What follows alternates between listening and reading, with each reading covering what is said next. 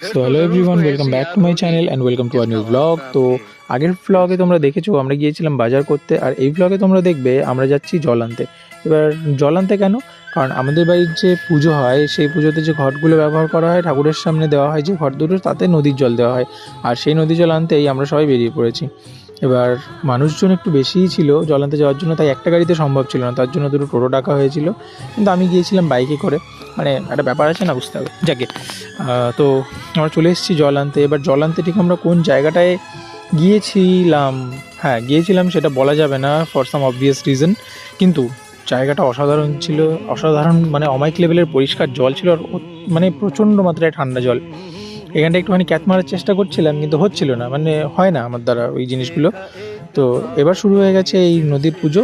আর নদীর পুজোর পর দাদা জলের মধ্যে একটুখানি ডুব দিয়ে তুলে আনলো জল। একটুখানি বললাম কেন, কারণ বেশি ডিপ ছিল না, জল শুকিয়ে গেছে অনেকটা। ব্যাস, তারপরে বাড়ি এসে আমরা করলাম খাওয়া দাওয়া, কিন্তু সেটা ভিডিও করতে ভুলে গেছি। এরপরে সন্ধ্যেবেলায় একটুখানি সন্ধ্যা আরতি করা হয়েছিল, আর তারপরে চলে এসেছিলো দল। এবার দলটা হচ্ছে মানে অষ্টপ্রহরে যেরকম অন্যান্য জায়গার কীর্তন করার দল আসে, আমাদের বাড়িতেও ঠিক সেরকম অনেক কটা দল আসে, এবং তারা এসে নাম গান করে, রাত জাগে, খাওয়া দাওয়া হয়, ব্যাস এটুকুই হয়। আর এর পরের দিন আরও অনেক কটা দল আসে, আর তারপরে আমাদের মেন খাওয়া দাওয়াটা করে আমাদের পুজো সমাপ্ত হয়।